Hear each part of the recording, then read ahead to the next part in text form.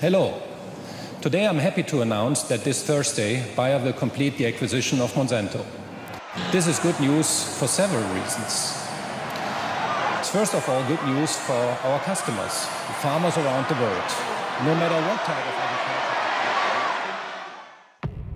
If you had told someone 2 decades ago that by 2018 the company that commercialized chemical warfare and the company that commercialized Agent Orange were going to team up to control a quarter of the world's food supply, chances are you would have been labeled a loony. Unless your name was Robert P. Shapiro. He was CEO of Monsanto from 1995 to 2000, and in 1999 he told Businessweek that the company's goal was to wed 3 of the largest industries in the world, agriculture, food, and health, that now operate as separate businesses. But there are a set of changes that will lead to their integration. With this month's announcement that Bayer had completed its $63 billion acquisition of Monsanto, it is hard to deny that Shapiro's vision has been realized. Too bad for all of us, that vision is a nightmare.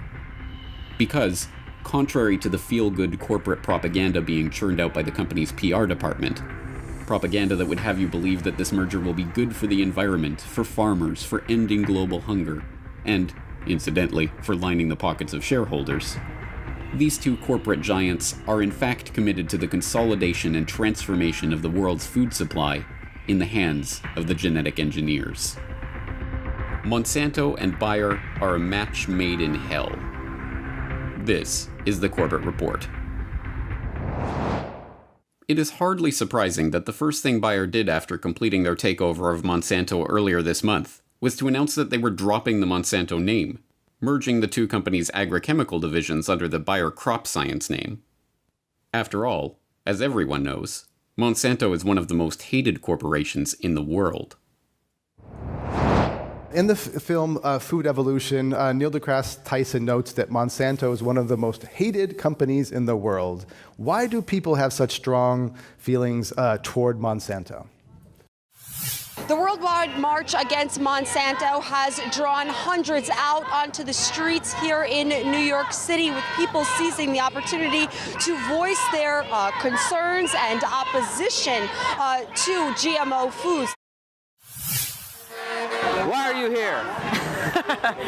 I am here because I have a loathing hatred for the company Monsanto, which a lot of people don't know that Monsanto is actually just a chemical company and they have no business basically dictating our food supply. New at noon, the city of Seattle is suing biotech giant Monsanto to make it pay for removing cancer-causing chemicals in the water.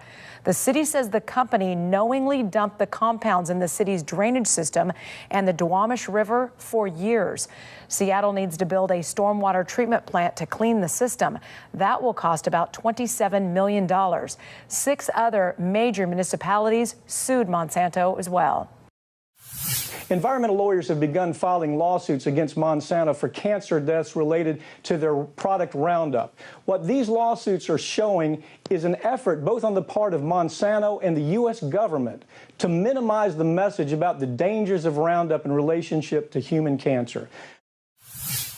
Now your bullseye is on Monsanto.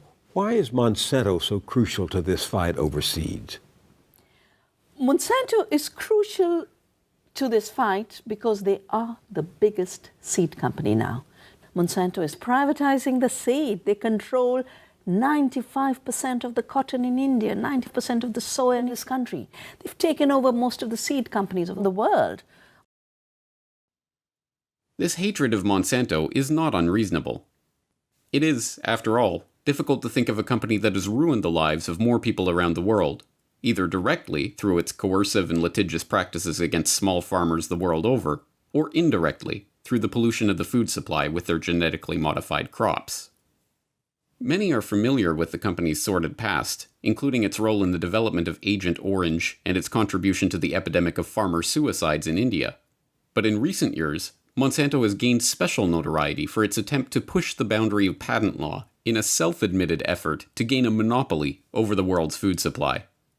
Even worse, Monsanto has, thanks to a revolving door with the highest levels of the US government, been not just evil, but extraordinarily effective in spreading its evil seed around the world.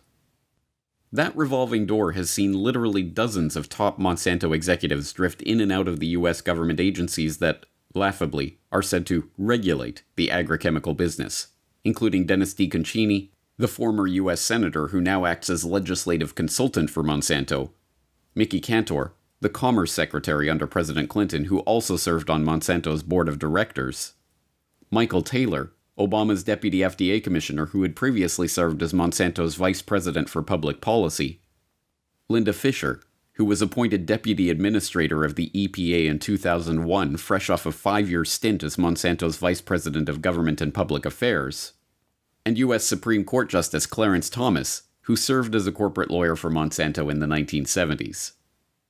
These officials have helped smooth the way for Monsanto to achieve a number of key corporate objectives, including the passage of the infamous Monsanto Protection Act in 2013. First off, President Barack Obama recently signed into law what many are calling the Monsanto Protection Act. Monsanto, the world's leading producer of genetically modified food, will benefit greatly from the bill since the legislation gives companies dealing in modified organisms and genetically engineered seeds immunity from federal courts. Nothing creepy about that. The bill states that even if future research shows that GMOs or GE seeds cause major health issues in consumers, the federal courts will have no power to stop their spread, use, or sale. Interesting to note, the bill carrying the Monsanto rider has virtually nothing to do with food, agriculture, or consumer health. It was inserted into a spending bill through lobbying efforts and the good work of freshman Senator Roy Blunt. Well, congratulations, Mr. Blunt. Well done. Very good. Maybe write him a letter. I love Mr. Blunt because Monsanto's such a wonderfully healthy, nutritious company. Really looking out, and it's amazing. The Center for Responsive Politics notes that Senator Blunt received $64,250 from Monsanto for his campaign committee between 2000 That had and nothing to do with 2012. him making a protection Of bill or course anything like not. that. That was just purely good citizenry at work. Of course. Mr. Blunt has been the largest Republican recipient of Monsanto funding as of late. Oh, lovely. So basically, That's great. Mr. Blunt gave him an out clause. We don't know what these GMO seeds and all that crazy they do does. Sorry for the sailor talk, but we don't know what these cats do. They basically are poisoning, the plants to kill bugs. And Their pesticides are actually killing the bee population. There's research to prove it. And now, because of this law, technically, we can't do anything about it. yeah, we can't go back as citizens. The government can't go back and sue them or hold them accountable for any of the actions that they've done. This is beautiful. This is wonderful politics as usual. The old pay to play kind of technique of we'll give you X amount of dollars, get you elected, and then help us out here. But, ironically, of all the corporations in the world, Bayer is one of the few that could compete with Monsanto for its position as the world's most evil company. There are two huge issues with this Bayer-Monsanto merger. The first is that it's going to raise food prices all across the United States and even beyond our borders. Farmers have already experienced a 300% price increase in recent years on everything from seeds to fertilizer, all of which are controlled by Monsanto. And every forecaster is predicting that these prices are going to climb even higher because of this merger. So we're going to have this massive price hike at a time when 14 million Americans have already been unable to provide food for their families. And then we're going to have this ethical problem that's plagued both of these corporations for decades. Let's start with Monsanto. This is a company that produced Agent Orange, which resulted in one of the largest human-induced health epidemics in modern history. They made dioxin. They created and distributed PCBs across the planet. And now pending litigation against them for Roundup is right there. Looking at their rap sheet would scare the heck out of anybody with a brain. They're in the business. Actually, really, when you drill down to it, it looks more like a cancer business than anything. They've been hit for false advertising and bribing public officials, then moved to Bayer. So we got Bayer and we got Monsanto. Moved to Bayer. This is a company that's joined at the hip with the Nazis during World War II. They produced a clotting agent for hemophiliacs in 1980s called Factor VIII.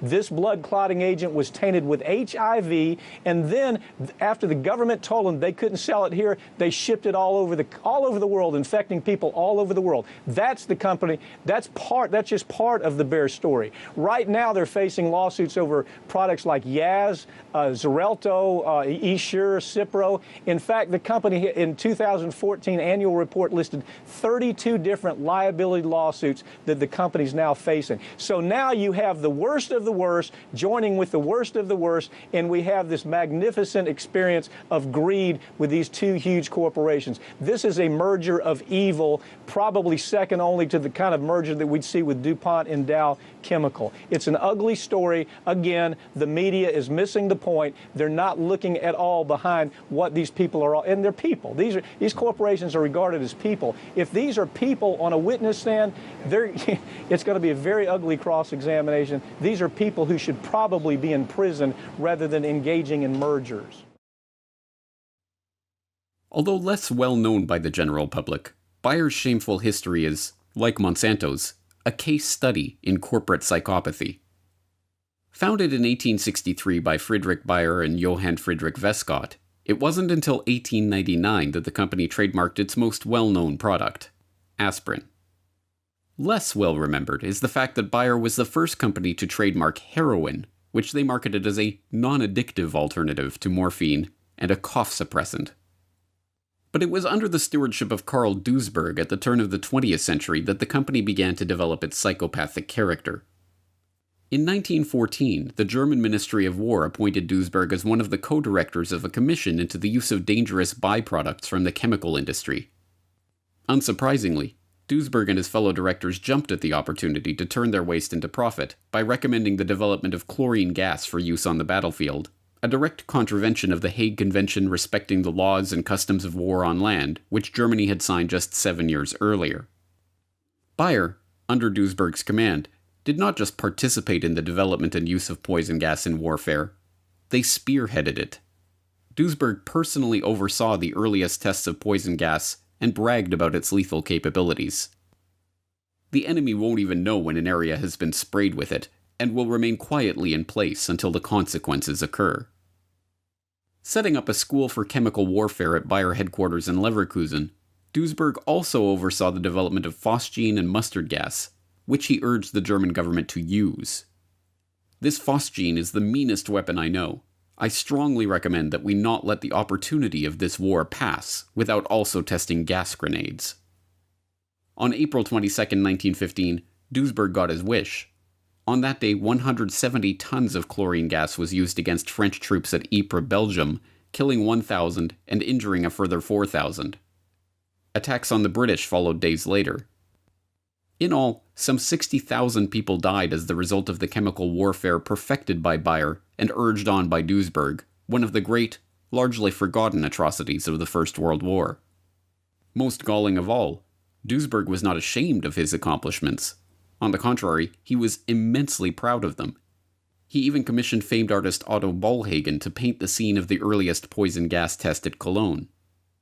Duisberg so enjoyed the finished result that he had it hung in his breakfast room at Bayer headquarters in Leverkusen. Later, Duisberg, inspired by a tour of Rockefeller's Standard Oil in the US, wedded Bayer to the IG Farben chemical cartel. As I explained in How Big Oil Conquered the World, IG Farben was a key player in the burgeoning oligarchy of the early 20th century, boasting key oligarchs like Royal Dutch Shell's Prince Bernhard and Standard Oil's Walter Teagle on the boards of its various branches.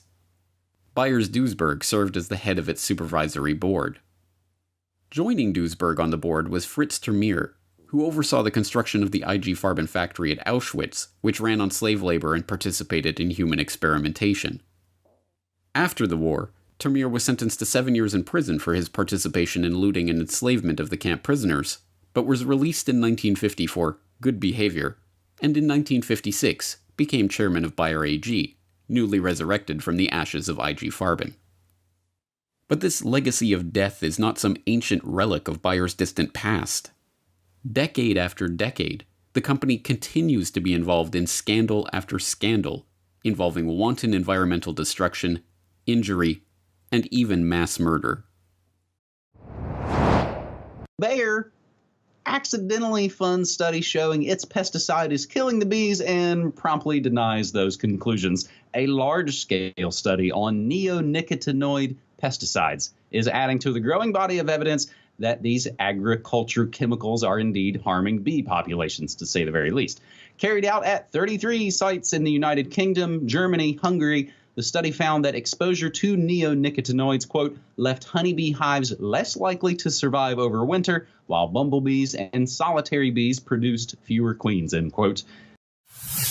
Mirena is a chemical-coated soft plastic IUD that proved to be a huge moneymaker for Bayer. But part of the reason that this particular contraceptive was so profitable was because Bayer was deliberately overstating the benefits of their device and not disclosing some of the rare but dangerous side effects. For example, in April of 2009, the FDA had to issue a warning letter to Bayer Healthcare because its website for Mirena made a number of claims that were simply untrue or unproven. Bayer was so busy making claims that the IUD was a perfect solution for busy moms and would increase women's sex lives while making them look and feel great that it forgot to mention that the device is recommended for women who've already had at least one child. The company also declined to state that the Mirena IUD increases the risk of ectopic pregnancies, which is when a fertilized egg attaches to an area other than the uterus. So the CEO was actually speaking to Bloomberg Business Week, and he is trying to appeal the Indian court's decision to allow this patent for another company. He said the following: "We did not develop this medicine for Indians. We developed it for Western patients who can afford it." Oh, and look at that face. That's the kind of face that would say a thing like that. Doesn't he look so smug? Like, oh, please, we didn't develop this for Indians. We developed it for Westerners who are rich. In the 1980s, Bayer Corporation produced a medicine that was supposed to improve the lives of hemophiliacs. Bayer didn't tell those hemophiliacs that their product was infected with HIV. Because of that, entire families of hemophiliacs died with AIDS as the virus spread within households. When Bayer was ordered to stop selling their drug in America, they dumped their AIDS-laden product in Asia and killed Asian families. No one with Bayer management was arrested. No one who made these psychopathic quality decisions went to prison. They claimed the protection of their status as a corporation. That corporate status gave management the ability to kill people for profit and not go to prison.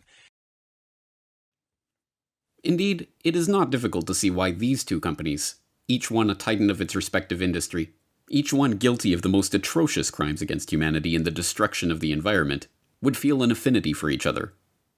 But why merge? What does a pharmaceutical giant have to gain from buying out and merging with an agrochemical giant, especially one that carries as much baggage as Monsanto? If the connection between these corporate behemoths seems tenuous, then perhaps the key to understanding it is presented in that 1995 quote from former Monsanto CEO Robert Shapiro. We're talking about three of the largest industries in the world, agriculture, food, and health, that now operate as separate businesses. But there are a set of changes that will lead to their integration. Integration of agriculture, food, and health is the goal, and once that goal is reached, the entire life support system of the human population, including all our food and medicine, will be in the hands of a few megacorporations. Indeed, the history of the production of food and pharmaceuticals has always followed the same trajectory, away from natural, abundant, locally produced organic materials, and toward artificial, scarce, factory-produced synthetic alternatives. Control of the global food supply is, needless to say, along with control of money and oil, one of the pillars upon which the globalist oligarchs seek to construct their system of total control. Although there is no proof whatsoever that he said it, the dubious quote sometimes attributed to Henry Kissinger is nonetheless quite true. Who controls the food supply controls the people. Who controls the energy can control whole continents. Who controls money can control the world. The process of consolidating these industries is of course nothing new. In fact, it started long ago. As I explained in How Big Oil Conquered the World, even the current agrochemical industry has to be seen in its historical context as a fusion of the petrochemical fertilizer giants, DuPont, Dow, Hercules Powder, and other businesses in the Standard Oil orbit, with the ABC seed cartel of Archer Daniels Midland, Bunge, Cargill, and Louis Dreyfus. These previously separate fields were gradually consolidated under the flag of agribusiness, itself developed at Harvard Business School in the 1950s with the help of research conducted by Vasily Leontief for the Rockefeller Foundation. And as I also explained in How Big Oil Conquered the World, Big Pharma too was a creation of the same drive toward consolidation and spearheaded by the same people. From the Carnegie and Rockefeller-funded institutionalization of the medical profession, to Standard Oil's role in supplying the petrochemicals for the burgeoning pharmaceutical industry, to the role of Rockefeller Institute researchers like Cornelius Rhodes, who developed chemotherapy from the mustard gas pioneered by Bayer, the overlap of the oligarchical interests in cementing global control has been abundantly clear. Then, with the advancement of GMO technology in the 1980s and 1990s, again with considerable help from the Rockefellers and other oligarchical interests, new opportunities for consolidation presented themselves. Seeds used to be sold by seed companies, and fertilizers and herbicides used to be sold by chemical companies. But then the GMO revolution came along, and all of these companies spun off biotech branches to genetically engineer seeds. That, in turn, opened up opportunities to create GMO seed strains that are tailored to work with patented herbicides and fertilizers. The combination of GMO seeds and specially tailored agrochemicals has been especially lucrative for Monsanto, which was the first to capitalize on those synergies when it won regulatory approval for its first Roundup-ready soybeans in 1994. Roundup, aka glyphosate, has gone on to become the most used agricultural chemical in the history of the world. Monsanto and Bayer, not to mention their cohorts in the agrochemical, pharmaceutical, and euphemistically named life sciences industries, are ultimately seeking the same thing: complete control over the population, from the genetic engineering of its food supply to the control of its medicines and chemicals. It is a race toward complete centralization, and with this acquisition, Bayer and Monsanto are getting a head start. Particularly frightening, then, though hardly surprising, that this latest round of consolidation is being spearheaded by two corporations as thoroughly deplorable as Bayer and Monsanto. Bayer, one of the pieces of IG Farben's grim and oligarchical legacy, supplier of chemicals for the poison gas attacks of World War I, knowing seller of HIV-contaminated vaccines, mass murderer of bees, seller of tainted GMO crops. And Monsanto, dumper of toxic chemicals, proud seller of carcinogens, suer of farmers, cause of farmer suicides, suppressor of scientific dissent. Are you feeling safe knowing that a quarter of the world's food supply will soon be in their combined hands? If not, then all of the efforts that have been made in recent years to march against Monsanto must be translated into a boycott against Bayer and all of their friends in the burgeoning biotech, big agri, seed cartel, GMO Franken industry. It is only by increasing our support for locally sourced, organic, heirloom seed-grown produce that we can hope to supplant this new mega giant and consign it to the dustbin of history where it belongs.